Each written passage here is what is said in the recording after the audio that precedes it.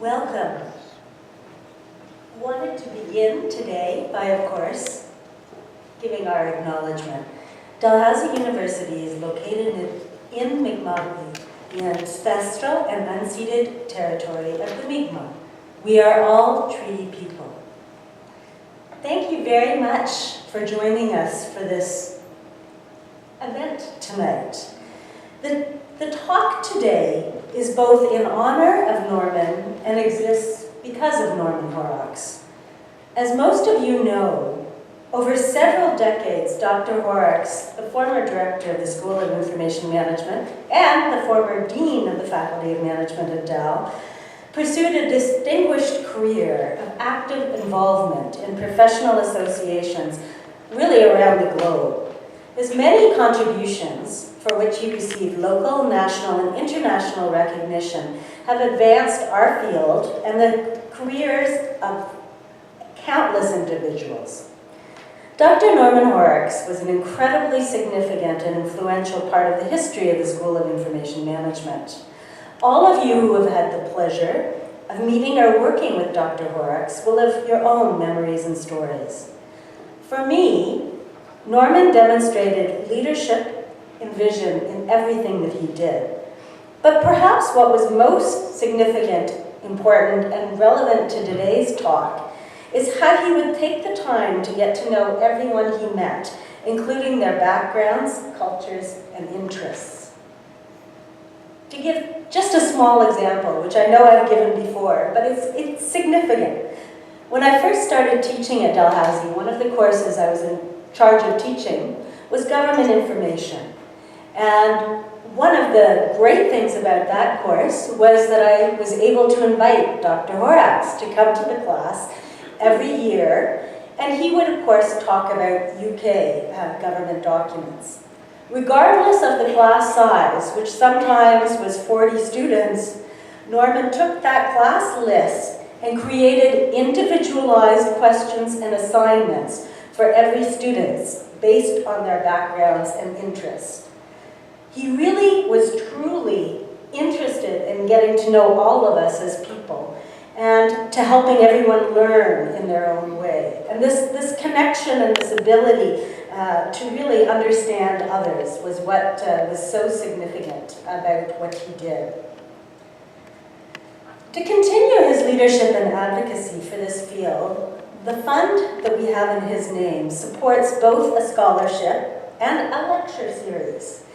So with his money, every year we're able to both bring outstanding leaders here to our school to talk to us and help us negotiate and understand the evolving landscape in which we work.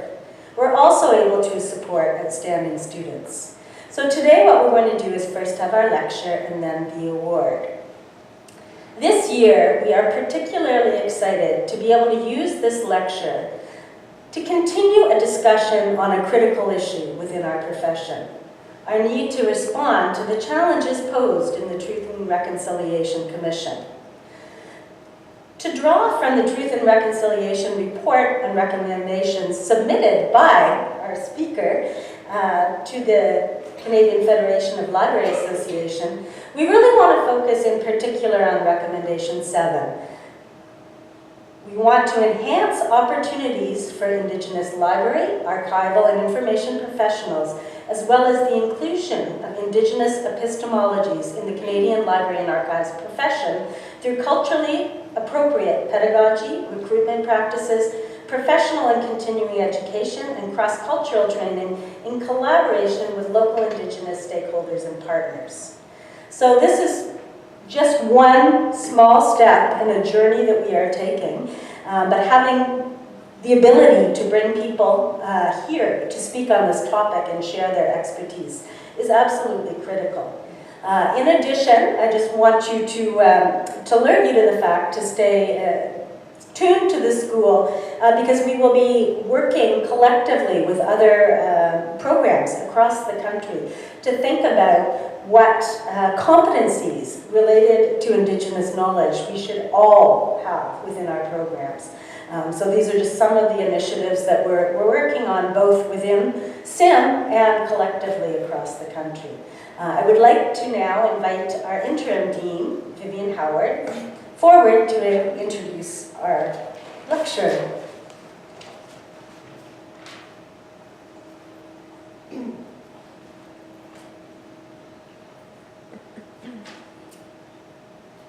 Thank you, Sandra, and it's really an honor to be here this evening and to introduce our guest speaker and our annual Horrocks Leadership Evening event. Camille Callison is a member of the Tahltan Nation and the Indigenous Services Librarian and Liaison Librarian for Anthropology, Native Studies, and Social Work at the University of Manitoba. She holds a BA in Anthropology, an MLIS with a First Nations concentration, and she's currently a PhD student also in Anthropology, so she's been busy. Camille is the Vice Chair and Indigenous Representative of the Canadian Federation of Library Associations, CFLA, where she is Chair of the Indigenous Matters Committee and a Copyright Committee member. She's also a member of the IFLA Indigenous Matters Standing Committee, the National Film Board Indigenous Advisory Board, and the Canadian Commission for UNESCO Sector Commission on Culture, Communications and Information, and Vice Chair, Canada Memory of the World Committee. Please join me in welcoming our speaker tonight, Camille Callison.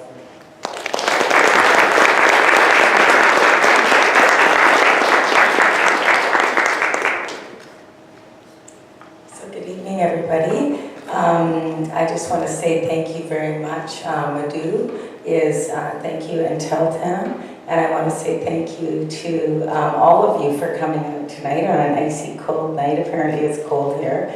And I really want to say an extra special thank you to Dr. Sandra Toes for having me here.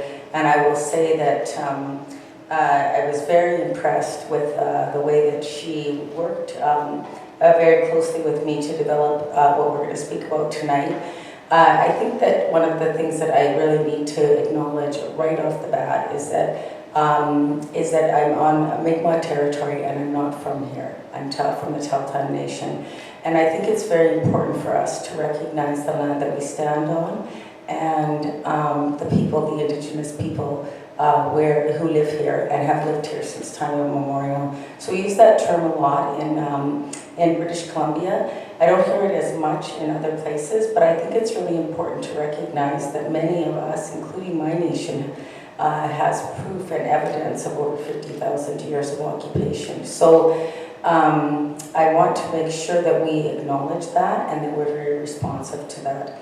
So I'm going to start a little bit with telling you who I am, and I think you saw the prelude if you were watching it. So I wanted people to see who button blanket people are from the West Coast, because I think it's very different than what it is here, and to see us celebrating.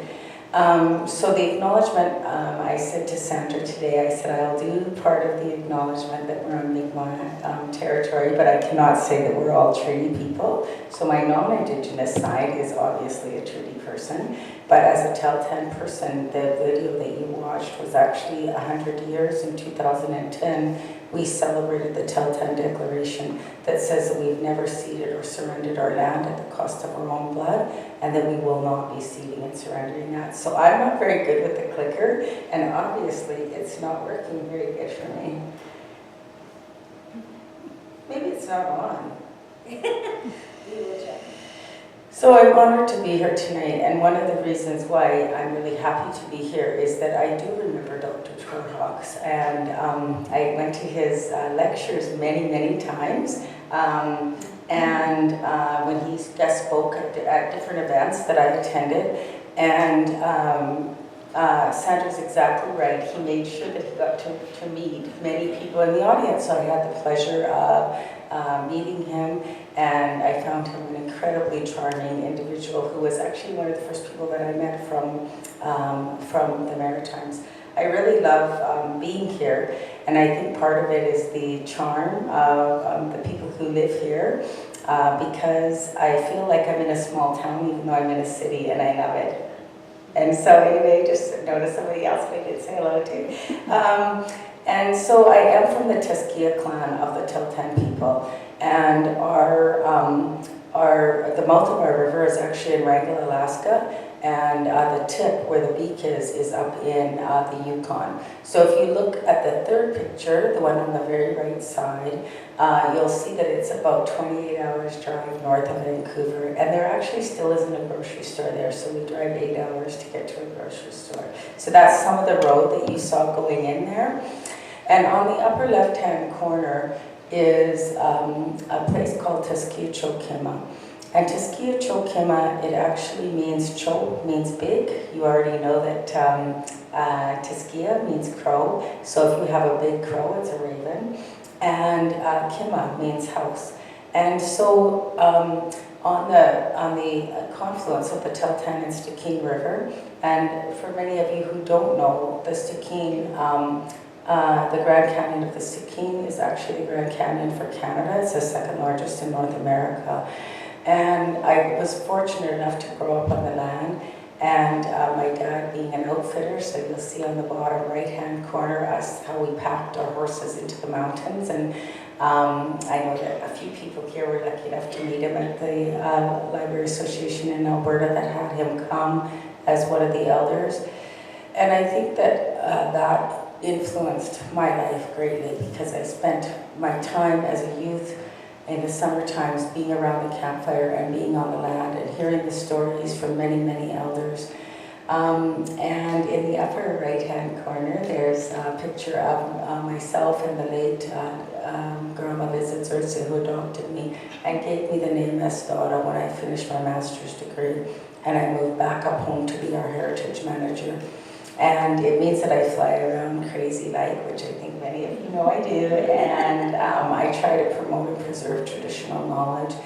So in the picture, my late grandpa, Robert Kwok, who's my grandma's youngest brother, talks about belonging to the land and being part of the land. And I truly belong to my land, even though I currently live in what is now known as Winnipeg at the confluence of the Assiniboine and Red River in the heart of the Métis homeland. And I'm a guest there in that territory, which is Anishinaabe Cree. And I am a Dene person. We intermarried with the Tlingit people for peace on the coast. So I come from a very different place than where I'm currently living.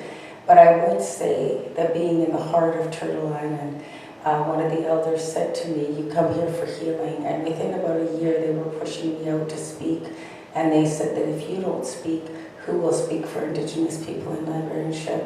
And so I had been the moderator for CLA for Indigenous people for quite a while. And when I moved to Winnipeg, I became, nobody really wanted the job, so I'm just going to say that right up front. I became the vice president of Manitoba Library Association when I had the pleasure of meeting Marie and spoke at IFLA for the first time. And I didn't realize at that time that the work that I was doing, bringing the library to students, to Indigenous students, and being a gateway for them to come into the library was actually groundbreaking until I spoke at a couple tribal events for ATOM, the Association of Tribal Archives, Libraries and Museums, and then my paper was accepted at IFLA.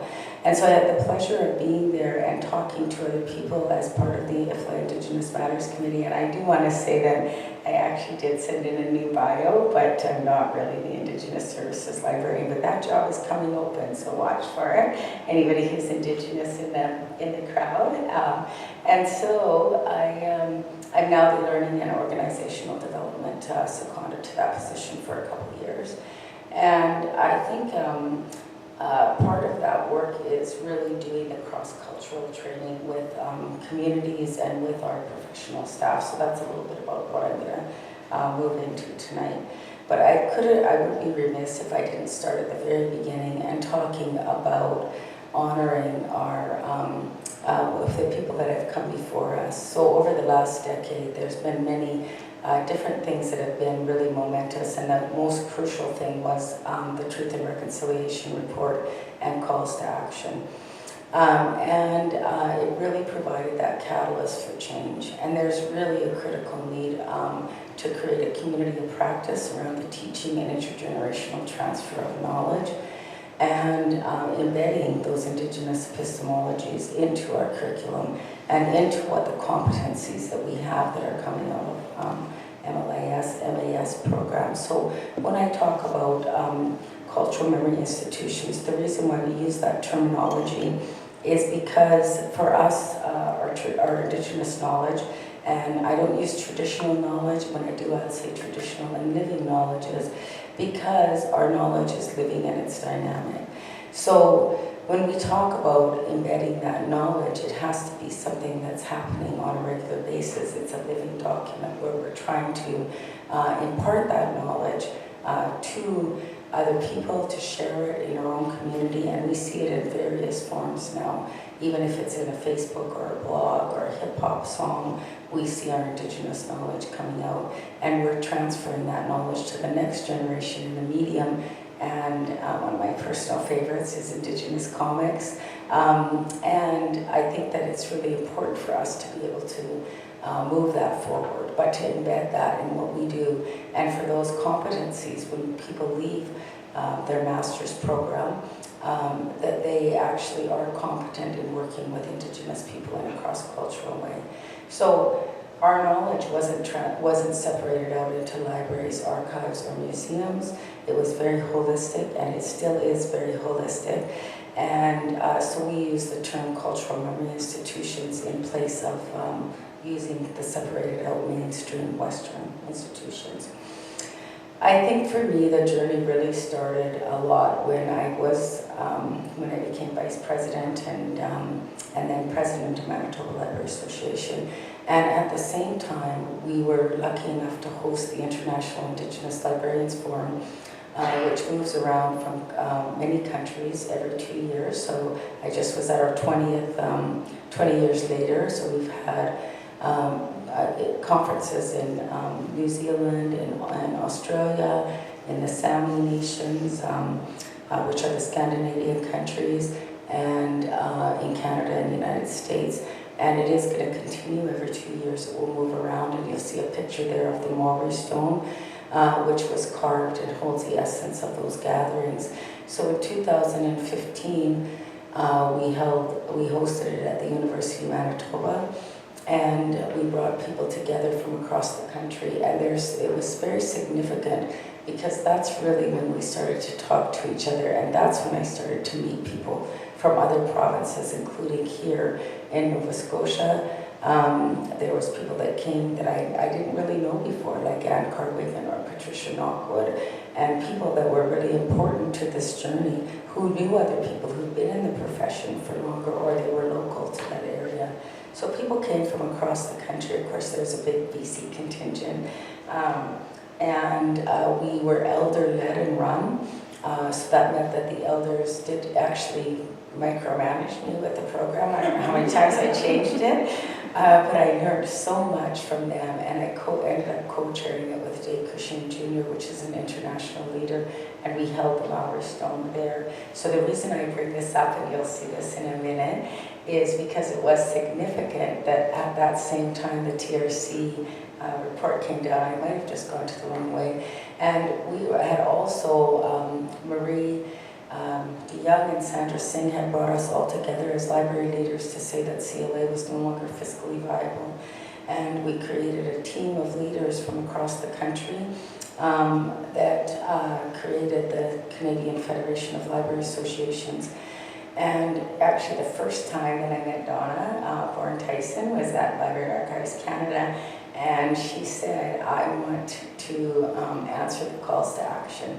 And I said, well, you know, sadly, libraries weren't even included in it. And she said, yes, I know, but we can support it. And I said, you're right, we can. So they asked me to lead the Truth and Reconciliation Committee, that we called it, for CFLA-FCAB. So I always have to say that I worked with the elders from the University of Manitoba, in particular Norman Mead and Marlene Kakayas. And he had told me I was going to go down to Atoll in Phoenix, and I was going to take a trip over to the Grand Canyon because it's larger than what my canyon is, so I wanted to see it. I'd never been there. And I ended up going to Canyon de Chelly first, and he said, put some tobacco down, because I said, I've been recruiting people from every province and territory, but how am I going to organize these 45 people? And I'm not a medicine wheel person, nor do I think it's the answer to everything. Our knowledge systems would be more like a spider web in my community because of the interrelational knowledge and how it's connected. But I am living in a place where it is about the medicine wheel. And so I laid down some tobacco at Canyon de Chelly, and I didn't know this until I spoke at JCLC, but it's where Spider Woman is, and it's where she organizes the knowledge and gives you a vision. I went back to my friend's place, who was another tribal librarian, Mary Norcross, and I typed it out, and this is how it turned out. So we ended up organizing ourselves into the medicine wheel teams, and I adapted it to libraries, and I can still remember within about an hour, I think I had it all on paper, because it definitely was something that was given to me, and it was a gift from the creator, or I would say Hathigadodinachia. And I think that it was really important, because what we decided to do was to pull together the best practices. And it was funny, because we had done 4 deliverables that we had to do in the committee, and they had already been approved by the board. And because we have 4 colors in the medicine wheel, it just all fit really well together. There was a lot of discussion on the colors, because many communities have different colors and different ways of expressing it. So we collected the best practices from across the country, because often we work in silos where we're not sharing that information, and there's so few of us in librarianship that are Indigenous people that I figured, why recreate the wheel? We can just help each other to be able to make this happen. And then the white team was about the calls to action. So we did a priority list of what we should be implementing first, and how we can support the calls to action, and how we can make those a reality. In the yellow team was really about trying to create a national association and to create relationships across the country.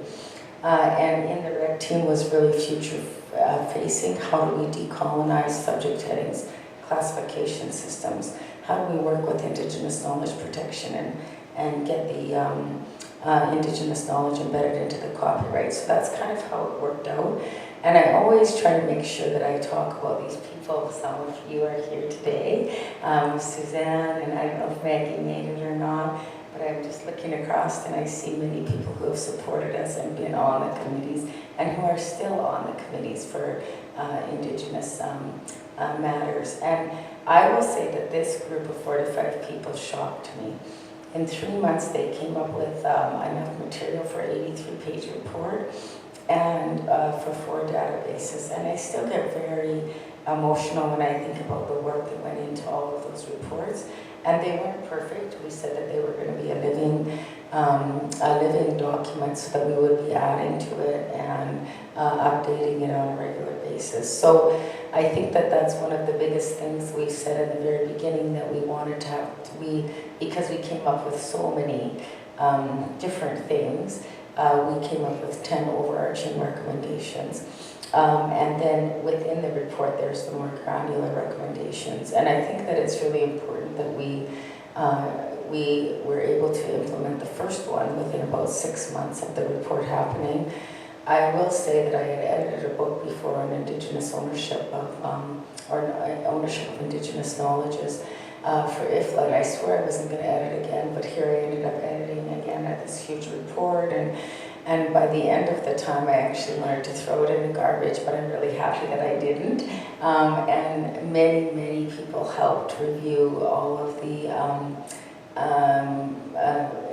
recommendations, but also to make sure that the grammar was correct on it. So many of you know that that's always really the hard work afterwards. So we brought it together, and the reason why I think it's important that we talked about the Maori Stone, first of all, is because we still had the Maori Stone in Canada while all of this was happening. And we brought it we were giving the report, delivering the report to the newly elected board, because we were the interim board at CFLA of CAB. And I brought the Maori Stone with me before I took it to Australia. And many of we were at OLA when we had our AGM, our first time when we all met there. And most of all of the people in that room were able to hold that. And that was really the library leaders across Canada. And that essence went to those people to be able to hold that. And I can actually see within many of the people that held that stone how much it changed them that day and things that have happened. And I will, raise my hands when we say we raise our hands and we acknowledge somebody like that on the West Coast to the work that's happening here at Dalhousie. And I think that it's really important to see the work that's happening in the maritime provinces, and particularly in Nova Scotia. I was fortunate enough when I was here the last time, Tricia Shell, who was on the board and on our Truth and Reconciliation Committee, she had organized a day in Pictou, and it morphed into this amazing thing where I ended up talking with the deputy ministers and many people from the government. So I can see that things have changed in the last 5 years. And now we have the Indigenous Matters team, which is a little bit different because we had the archives join us. And we always say that everything is centered around our knowledge, our language, and cultural memory. So that's the root, and that's what keeps us grounded. And then there's a number of teams that are working to implement. Well, as many of you know, it's much easier to tell somebody something, like go to the gym every day and you'll get thin. It's a little bit harder to actually get to the gym and do that work. So it has been a little bit of a slower process to be able to make that happen. One of the first things that we did is we endorsed the CLA Indigenous statement that had come from these 5 principles. And I want to encourage the students here today that the work that you do when you're doing your master's makes a difference for you in your life. I actually wrote these in a paper in 2004 for working with Indigenous people in archives. And it was entrenched in the bid when we asked for the Truth and Reconciliation Commission's archives to come and form the National Centre for Truth and Reconciliation. And one of the commissioners told me that that was actually what tipped the scales to bring it over, was because we were going to work cooperatively with Indigenous people. And I said, that's funny, because that's what we passed at CLA as well. So I think that there's a lot of things that are really interconnected with each other. And after 10 years of banging my head against the wall at CLA trying to get momentum happening around Indigenous librarianship, it happened so fast after the Truth and Reconciliation Commission delivered their report that it was like we couldn't keep up with it. We couldn't stay even with it.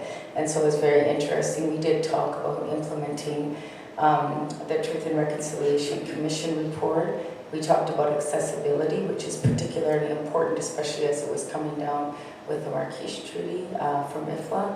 And we talked about decolonizing classification and knowledge and integrating Indigenous epistemologies into catalog practice and knowledge management. And that's where we at the iSchools or the SAM, did I say that right here? We need to be able to do that within our coursework, because there's a lot of work that goes on that we didn't do. I never learned about Indigenous classification systems from library school. I was working at Weewa Library. I told my story about how I got into librarianship today. And it was really because Dr. Jean Joseph, who is a Wet'suwet'en librarian, dragged me into librarianship because I really was going to be an anthropologist. And so I ended up being part of that, but that's where I learned about classification systems, was actually from experiencing it firsthand. And I remember when I went to my classes in the MLIS, no one was even talking about it. So I always acknowledge my ally, Lisa Cherry, who's at Museum of Anthropology now, because she was willing to do papers with me on Indigenous topics, and other people were not even interested in Indigenous librarianship at all. Part of what we wanted to talk about as well too is doing the training. So this is where tonight we want to talk about the fact that we not only need to train people in library schools and what they're doing in the library schools to bring that all together, but we want to also use our libraries to help support the calls to action. So we need to train people coming into library tech programs, coming into their MLIS or their MAS, but also to use our libraries to make that happen, and to do cross-cultural training. So one of those things that you'll see is that at CFLA CAB we put together a team with Alex Crothers and Linda Garvin and Melanie Rameau. So it was really Toronto Public and Edmonton Public, and Colette Bertrand, who now is actually the chair, not the chair anymore, of Indigenous Matters. So I finished with that and with the board in February, or in I think February 1st. Anyway, we wanted to talk about how we can support in our libraries and in our institutions those calls to action occur. We also talked a little bit about number 8 is really about the copyright and the Copyright Act and having Indigenous knowledge embedded into that, and I'll talk a little bit about that in the end.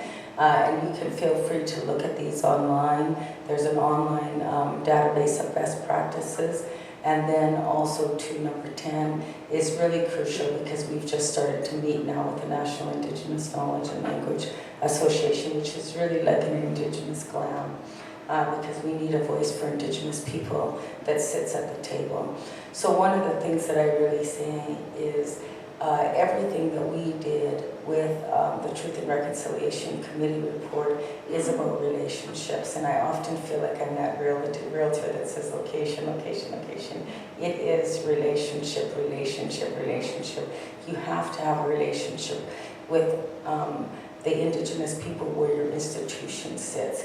You need to have a relationship with the people who you have holdings in your library and your archives. You need to develop those relationships with them, and to develop relationships with the Indigenous people that are working in the field, so that they talk and they meet together to be able to create that synergy between knowledge and libraries and archives and museums.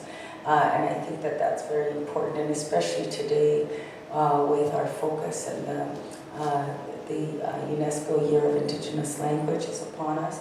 And the reason I tell that story about Tiskio-Chokima is that during the time when people were moving into our area, they started calling it non-Indigenous people because it has a relief of a bird on the canyon, which is actually pretty spectacular, and it doesn't always let you take its picture. But people started calling it Eagle Rock, which I already explained to you that it's actually Raven's house. And it actually kick-started a lot of things in our community, because we realized that within that spot, that's a creation site for us in the canyon. And within that, that holds many, many layers of meaning and our creation story. And so it's really important that our children are not calling it Eagle Rock, and that they know those stories. And I think that one of those